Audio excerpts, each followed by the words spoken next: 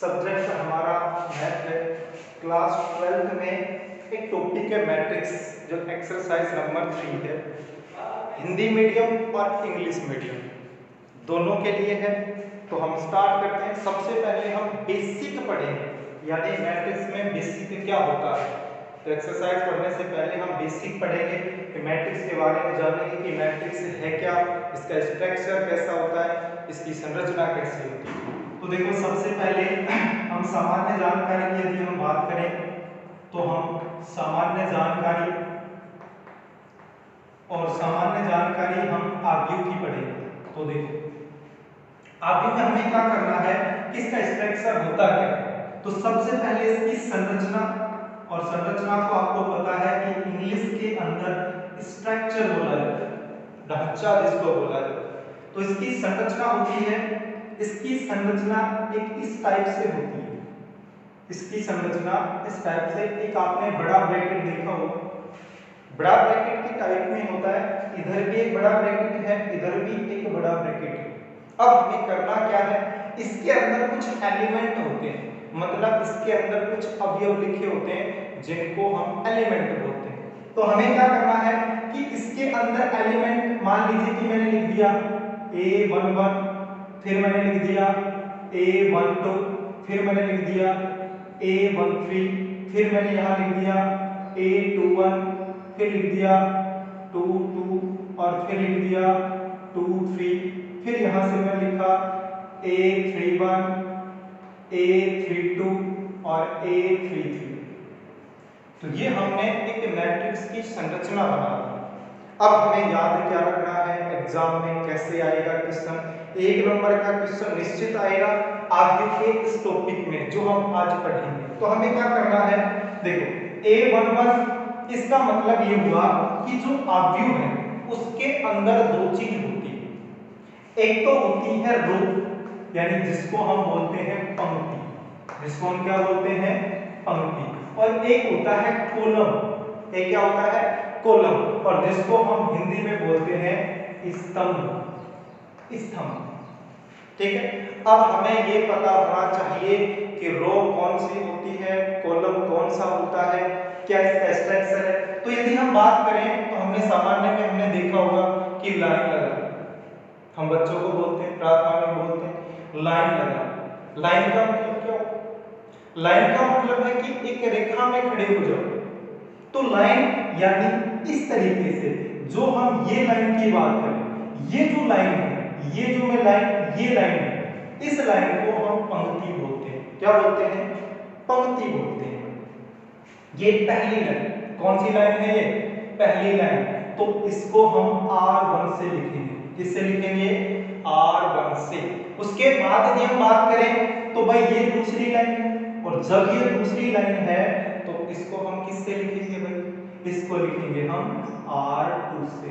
उसके बाद यदि हम बात करें, एक लाइन ये भी आपको दिखाई दे रही होगी, तो इसको हम R3 से लिखेंगे, किससे लिखेंगे, R3 से। तो ये हमारी पंक्ति हो गई, रो हो गई। हिंदी में पंक्ति बोलते हैं, इंग्लिश में इसको रो बोलते हैं। हम इतना बेसिक में नहीं जाना कि इंग्लिश में क्या है। मैथ में इंग्लिश मीडियम हिंदी मीडियम दोनों में लगभग सेम सा चलता है। तो रो और कॉलम, R1 मतलब रो फर्स्ट, R2 मींस क्या हुआ, R2 का मतलब क्या हुआ, R2 का मतलब है पंक्ति सेकंड, R3 का मतलब क्या है, पंक्ति थर्ड। अब बात कर लें कॉलम। तो हमने घर में जब हम मकान बनाते हैं तो आपने अपने घर के सामने देखना या किसी घर के देखना, तो उसमें क्या होता है कि स्तंभ, स्तंभ का मतलब जिसको हम देसी भाषा में पिलर बोलते हैं। क्या बोलते हैं, पिलर। तो पिलर क्या होता है भाई, उस पिलर को ही यहाँ स्तंभ बोला जाता है। क्या बोला जाता है, स्तंभ। यानी यदि हम इसकी बात करें तो ये पहला स्तंभ, और पहले स्तंभ को इंग्लिश में कॉलम बोलते हैं, इसलिए इसको C1 से लिखा जाता है। उसके बाद यदि हम बात करें इसकी, तो ये दूसरा कॉलम है, तो इसका मतलब हो गया C2 लिख दिया हमने कि दूसरा कॉलम। और इसको हम किससे लिखेंगे भाई, इसको लिखेंगे हम C3 से, यानी कॉलम थर्ड। यहां तक समझ में आ गया होगा। एक बार फिर से रिपीट कर रहा हूं, R1 यानी पंक्ति फर्स्ट, R2 यानी पंक्ति सेकंड, R3 पंक्ति थर्ड। एक विशेष ध्यान रखना है, आपको बिल्कुल पता होना चाहिए कि पंक्ति कौन सी है, स्तंभ कौन सा, कि ये पंक्ति है, ऐसे पंक्ति होती है, इस तरह से जो लाइन होती है वो होती है पंक्ति, और इस तरह से जो लाइन होती है उनको हम स्तंभ बोलते हैं। क्या बोलते हैं? स्तंभ बोलते हैं। ठीक है, यहां तक समझ में आ गया होगा। अब देखो हमें करना क्या है, इस पे यहां पर लिखी होती है कोटि, यहां पे क्या लिखी जाती है? कोटि लिखी जाती है। क्या लिखी जाती है? कोटि लिखी जाती है। अब ये कोटि क्या है? देखो कोटि को हम m इंटू n से लिखते हैं। किससे लिखते हैं? m into n। ये गुणा का मतलब ये ऐसा मत कर देना जैसे मैंने लिख दिया कि भाई 2 गुना 3, तो 2 गुना 3 का मतलब 6 मत लिख देना। अगर यहाँ 6 लिख दिया तो पूरा क्वेश्चन गलत हो गया। मतलब 6 का मतलब क्या? अगर आपने 2 गुना 3 इक्वल टू 6 लिख दिया तो 6 आएगा अवयवों की संख्या, कि इस मैट्रिक्स में टोटल एलिमेंट कितने हैं। ठीक है, तो 2 इंटू 3 मतलब 2 इंटू 3, और इसका मल्टीप्लाई किया तो मल्टीप्लाई करोगे तो 6 आएगा। इसकी यदि हम बात करें तो इसको हम रो बोलते हैं भाई, आर मतलब जो आगे लिखा रहता है उसका मतलब होता है पंक्ति। क्या मतलब होता है? पंक्ति। और जो पीछे लिखा रहता है उसका मतलब होता है कॉलम। उसका मतलब क्या होता है? कॉलम, जिसको हम स्तंभ बोलते हैं। और जब इन दोनों का मल्टीप्लाई करते हैं तो यहाँ पे जो आता है मल्टीप्लाई करने पर उसको हम बोलते हैं टोटल एलिमेंट, यानी कुल अवयव। इसको हम क्या बोलेंगे? कुल अवयव। ठीक है, तो ये हमारा एक बेसिक स्ट्रक्चर था किसका? मैट्रिक्स का। अब यहाँ पे क्या लिखूं? अगर मैं आपसे पूछूं कि ये मैंने एक मैट्रिक्स दिया है, अगर आपसे ये पूछा जाए कि भाई इसकी कोटि क्या है, तो यदि इसकी कोटि की बात करें तो हमें देखना पड़ेगा, याद रखना हमेशा कि आरसी आपने पता भी होगा कि बाइक में जब पूछते हैं तो भाई आरसी का है, तो आरसी मतलब आर का मतलब रो और सी का मतलब कॉलम। याद रखना पहले आर आता है उसके बाद सी आता है। यदि आपने 3 को आगे लिख दिया 2 को पीछे लिख दिया तो क्वेश्चन गलत हो गया, आपका नया मैट्रिक्स आ जाएगा। तो इस बात का विशेष ध्यान रखना कि यहाँ हमेशा आर सी आता है, आर क्रॉस सी, आर पहले आएगा पीछे है वो सी आएगा। अब आर का मतलब देखो, R1 R2 R3 कितनी पंक्ति है? यहाँ 3 पंक्ति है तो यहाँ हम लिखेंगे 3 का मतलब है पंक्तियों की संख्या, इनटू रोज लगाओगे। उसके बाद यदि हम बात करें कि भाई इसमें कॉलम कितने हैं, तो कॉलम भी कितने हैं? कॉलम भी इसके अंदर 3 है कि नहीं है? तो 3 गुना 3। यहाँ इस 3 का मतलब क्या है? रो। इस 3 का मतलब है रो क्रॉस, और इस 3 का मतलब क्या है? कॉलम। इनको हम m इंटू n से, यदि मैं पूछूं कि भाई m की वैल्यू क्या है, तो 3 है, n की वैल्यू क्या है? 3। आपको इतना याद रखना है कि पहले r का मान होता है, उसके बाद किसका होता है? c का। जैसे हम एक एग्जांपल से बात करें, जैसे मैंने ये लिख दिया कि भाई 2 एक कोटि है, कोटि का मतलब होता है ऑर्डर।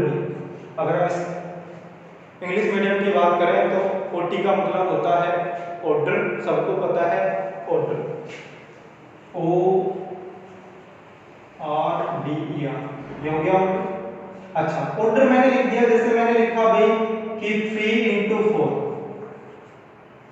आपको इसका एक स्ट्रक्चर बनाना है, जैसे हमने ये स्ट्रक्चर बनाया इसी तरह आपको एक स्ट्रक्चर बनाना है 3 इंटू 4। तो इसका मतलब सबसे पहले आपको ये समझना पड़ेगा कि 3 का मतलब हो गया R, मतलब ऐसा मैट्रिक्स जिसके अंदर पंक्तियों की संख्या 3 हो।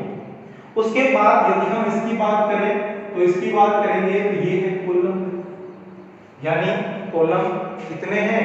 4। तो अब एक बेसिक स्ट्रक्चर बना रहे हैं, समझना ये मैंने मैट्रिक्स, ठीक है। अब हमें पता होना चाहिए कि रो कितनी होनी चाहिए? 3 होनी चाहिए। तो पहली रो हो गई A11।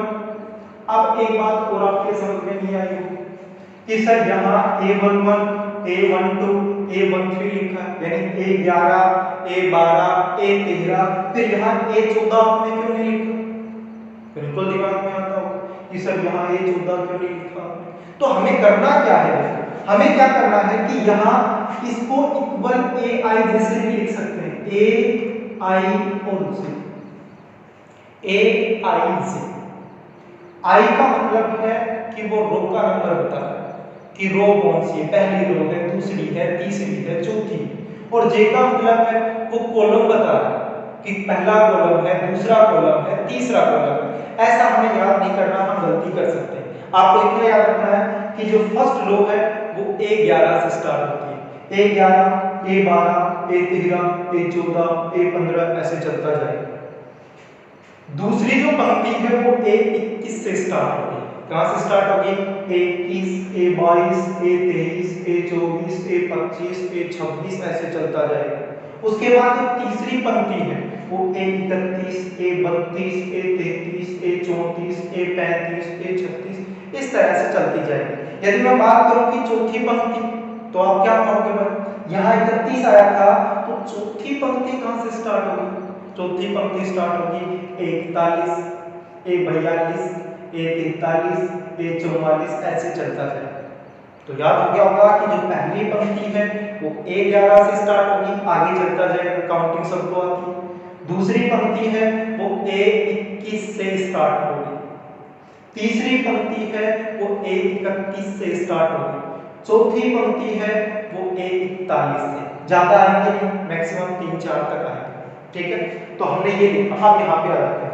पहली पंक्ति बताओ कहां से स्टार्ट होगी? A11 से। कितनी पंक्ति चाहिए टोटल? 3 पंक्ति। कितनी चाहिए? 3। तो पहली A11 से, तो बता सकते हो कि दूसरी पंक्ति, पहली पंक्ति यहाँ आएगी, फिर दूसरी पंक्ति, और फिर यहाँ कौन सी आएगी? तीसरी पंक्ति। पहली पंक्ति, ये दूसरी पंक्ति, और ये कौन सी है? तीसरी पंक्ति। 3 पंक्ति है। तो A11 फिर दूसरी पंक्ति कहां से स्टार्ट होगी भाई? मैंने अभी जस्ट बताया था कि दूसरी पंक्ति स्टार्ट होगी A21 से। तीसरी पंक्ति भाई कहां से स्टार्ट होगी? तीसरी पंक्ति स्टार्ट होगी A31 से। ठीक है, यहां तक कोई दिक्कत नहीं है। अच्छा, पंक्ति हमें पता लग गया। याद रखना कि यदि आपने इसको कॉलम समझ लिया 3 को, तो मैट्रिक्स की संरचना बदल जाएगी और एग्जाम में जो क्वेश्चन आएगा वो गलत कर दोगे। 1 नंबर का क्वेश्चन आएगा, कैसा आएगा उस पर अभी हम डिस्कस करेंगे। A11 A21 A31, यहां तक समझ में आ गया? अच्छा, अब बात कर लेते हैं पीछे 3 क्या है भाई? पीछे जो 3 है उसका मतलब है कॉलम। ठीक है, अब कॉलम कितने हैं भाई? कॉलम होने चाहिए 4।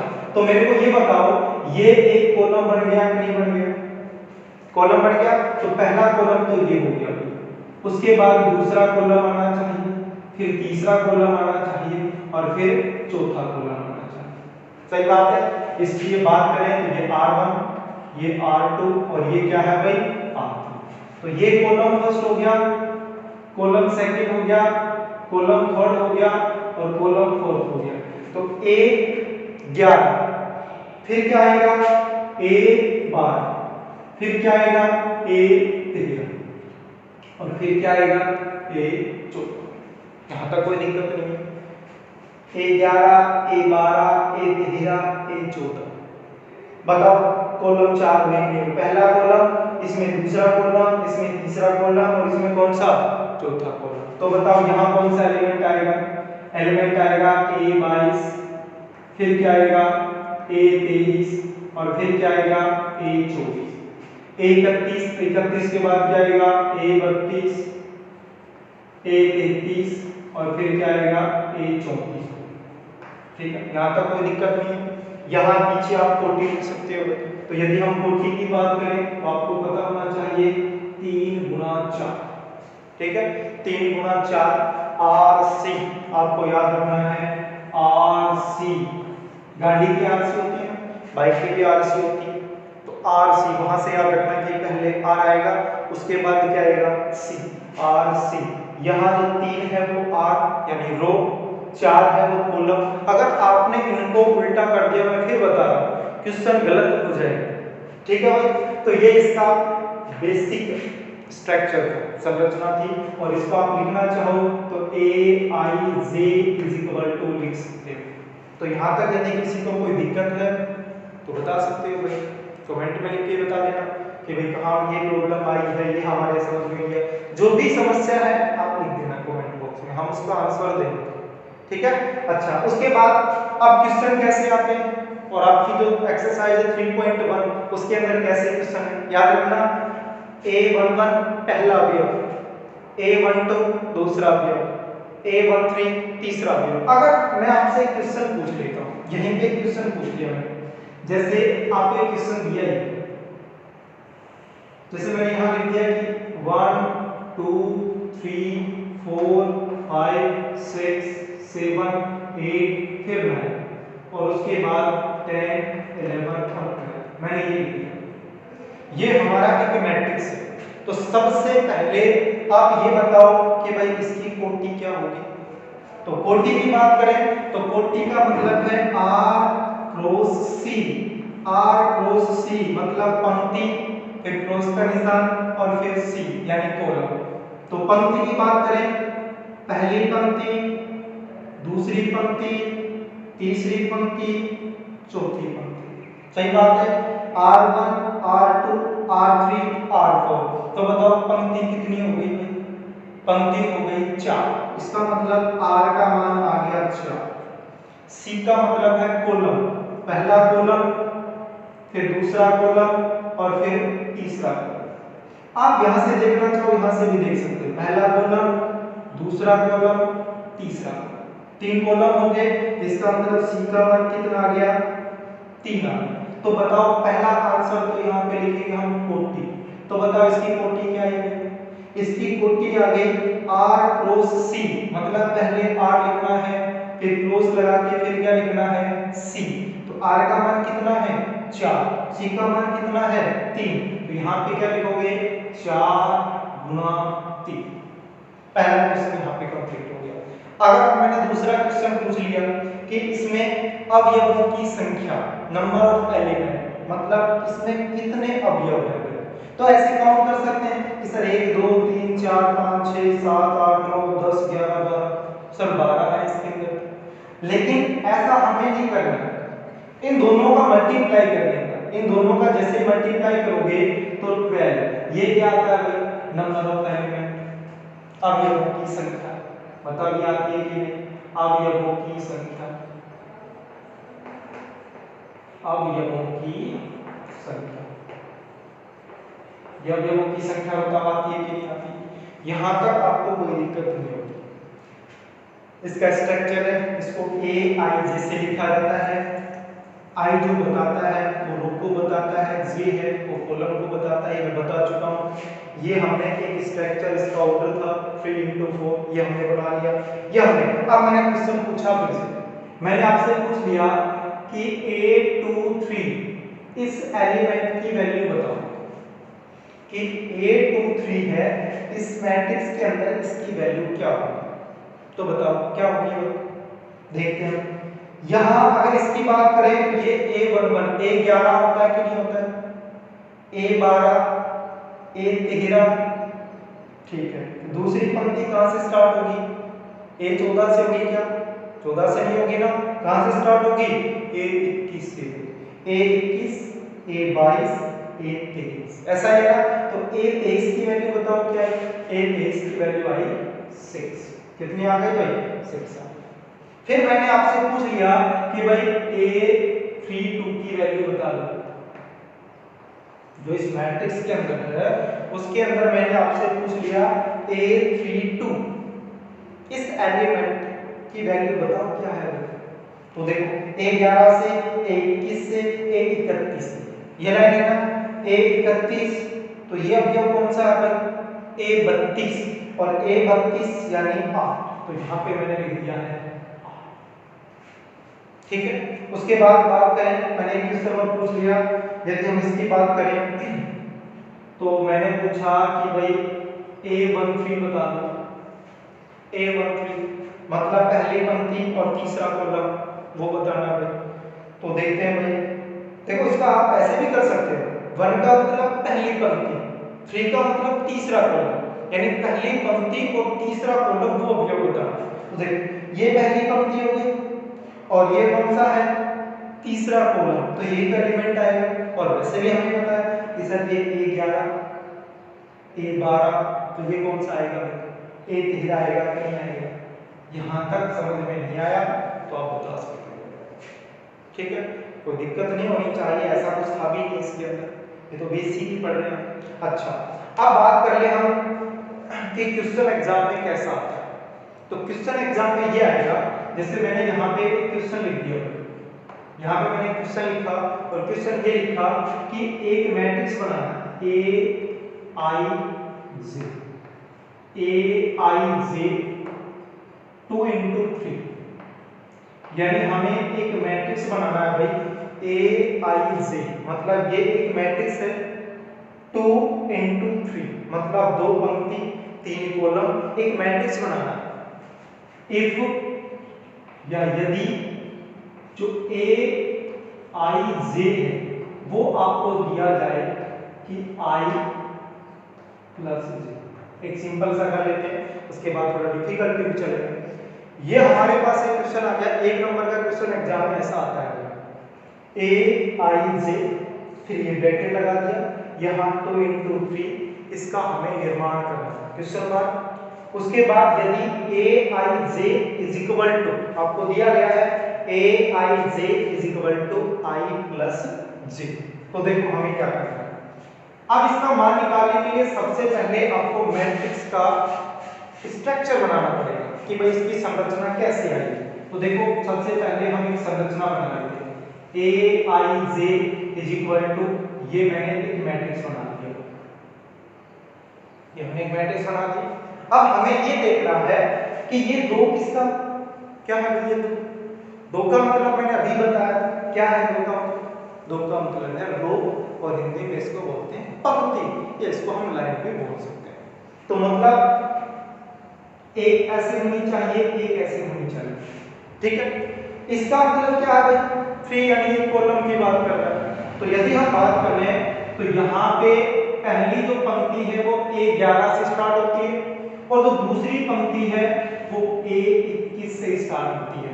सबको पता होना चाहिए कि पहली पंक्ति A11, दूसरी पंक्ति A21 से स्टार्ट होती है।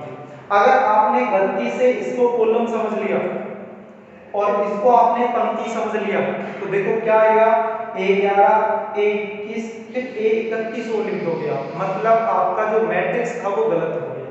तो याद रखना आगे हमेशा R का मान और पीछे हमेशा C का मान होता है। R का मतलब पंक्ति, पीछे C यानी कॉलम। तो A11 A21 दो पंक्ति हो गई। अब बात कर लेते हैं कॉलम की। तो A11 के बाद क्या आएगा, A12, और फिर A12 के बाद क्या आएगा भाई, A13 आएगा। इसी तरह A22 और फिर क्या आएगा, A23। ये हमने एक बेसिक बना दिया जिसकी जो कोटि है, यानी जिसका जो ऑर्डर है वो 2 into 3, यहाँ तक कोई दिक्कत नहीं होगी। अब देखो हमें क्या करना है, हमें दिया गया क्या दे रखा है कि AIJ is equal to I plus J है, ये हमें दिया गया है। तो देखो AIJ is equal to I plus J। अब हमें सबसे पहले निकालना है A11। तो यदि हम A11 की बात करें तो A11 इज इक्वल टू, आपको पता लग गया होगा क्या करना है। देखो A11 मतलब यहाँ I और J है, लेकिन यहाँ 11 आ गया, मतलब ये हुआ कि I की जगह 1 लिख रखा है। I की जगह क्या लिख रखा है, 1, और J की जगह भी इसमें क्या लिख रखा है, 1। अगर इधर I और J की जगह 1 1 लिख दिया तो हम उधर भी I और J की जगह 1 1 लिख देंगे, मतलब I 1 फिर प्लस J यानी 1 और इक्वल टू क्या आ गया, 2। मतलब जो A11 है उसकी वैल्यू आ गई 2। कितनी आ गई भाई, तो कैसे आई मैं फिर से बता रहा हूं। देखो AIJ होता है, जो फर्स्ट वैल्यू होती है वो होती है I की वैल्यू, और जो दोबारा बाद में लिखी जाती है वो होती है J की वैल्यू। तो हमें कुछ नहीं करना, I की जगह 1 लिख दिया, J की जगह 1 लिख दिया, दोनों को ऐड करोगे तो 2 आ जाएगा, ठीक है। उसके बाद इसकी वैल्यू हमें निकाल दी, a12 की वैल्यू निकालते हैं। a12 इज इक्वल टू, अब देखो क्या i की जगह तो 1 है, लेकिन j की जगह कितना आ गया 2। अब ये i की वैल्यू है, ये किसकी है j की, यानी i की जगह 1 और j की जगह 2 लिखना है। जब आप इसी के अंदर देखो, ये हमारी मशीन है, जो भी अपना है सारे अवयव इसी से आएंगे। ये मशीन दी गई है, इसे ही हमें बनाना है, इससे ही बनाएंगे हम कैसे कैसे आएंगे। तो ये दो क्या, अब देखो i की जगह 1 लिख दिया, j की जगह 2 लिख दिया, तो 1 + 2, तो 1 + 2 कितना आ गया 3। तो ये किसकी वैल्यू आ गई a12 की वैल्यू। अब हमें a13 की वैल्यू निकालनी है, तो देखो a13 13, ये जो 1 है ये i की वैल्यू है और ये 3 है ये j की वैल्यू है। इन दोनों को एडिट तो करना है भाई, तो 1 + 3 करोगे तो 1 + 3 = कितना आ गया 4 आ गया, यानी 2 फिर 3 और फिर 4। फिर मैं इधर कर रहा हूं, a11 हो गया, a12 हो गया, a13 हो गया, a21 a22 a23 लेके आना, तो a21, तो a21 का मतलब मैंने अभी बताया कि जो फर्स्ट में है वो i की वैल्यू है, जो सेकंड में है जो बाद में है वो j की वैल्यू है। तो i की वैल्यू 2 है और j की वैल्यू कितनी है 1 है, तो इसके अंदर i की जगह 2 प्लस j की जगह 1, तो 2 + 1 करोगे तो कितना आ जाएगा 2 + 1 = 3। उसके बाद a22 मतलब i की वैल्यू भी 2 है और j की वैल्यू भी क्या है 2 है, तो 2 + 2 यानी 2 और +2 = कितना आ जाएगा भाई 4 आ जाएगा। उसके बाद ये भी हो गया, फिर ये भी हो गया, a23, तो a और 2 3 = i की वैल्यू 2 हो गई और j की वैल्यू 3 हो गई, यानी 2 + 3 = कितना आ गया 5। देखो मैंने सारे एलिमेंट निकाल दिए, ठीक है। तो हमारा आंसर क्या है, देखो यहां लिख रहा हूं हमारा आंसर क्या है। हमारा आंसर आया देखो इसके अकॉर्डिंग a11, बताओ a11 की वैल्यू क्या है 2 आ गई, तो यहां पे मैंने लिख दिया है 2। a12 की वैल्यू कितनी आई है 3 और a13 मतलब तीसरा एलिमेंट ये आया है 4। उसके बाद a21 की जगह क्या लिख सकते हो 3 लिख सकते हो, a22 की जगह क्या लिख सकते हो 4 लिख सकते हो, a23 की जगह क्या लिख सकते हो 5 लिख सकते हो, और यही आपका क्या होगा आंसर है। यहाँ तक किसी को कोई दिक्कत नहीं होनी चाहिए। हम मैट्रिक्स के बारे में पढ़ रहे हैं, तीसरी एक्सरसाइज है, और तीसरी में अगर आपने बेसिक सीख लिया कि पंक्ति क्या होती है कॉलम क्या होती है, क्योंकि इससे रिलेटेड 3 एक्सरसाइज है, एक्सरसाइज थर्ड फोर्थ और फिफ्थ। अगर ये आपको नहीं आया बेसिक तो फिर उनमें बहुत ज्यादा समस्या है। सामान्य जानकारी पढ़ रहे थे हम स्ट्रक्चर के बारे में, इसके बारे में हमने बता दिया। कोटि आपको पता होना चाहिए, कोटि क्या होती है, आर सी याद रखना, आगे रो पीछे कॉलम होता है। अगर आपने गलती से उल्टा लिख दिया तो इसका मतलब पूरा आंसर ही गलत हो गया, स्ट्रक्चर ही गलत हो गया। देखो यहाँ इसमें पंक्ति 2 है और आपने 3 समझ ली, तो एक पंक्ति और आ जाएगी, फिर एक्स्ट्रा आ जाएगी, तो फिर क्या होगा बहुत ज्यादा समस्या है। तो देखो आप क्या करें, अब एक नया चैप्टर स्टार्ट करें, इसके बारे में बेसिक नॉलेज हो गई, तो अब स्टार्ट करें एक्सरसाइज, नया स्टार्ट करें या फिर यहीं पे रहने दें।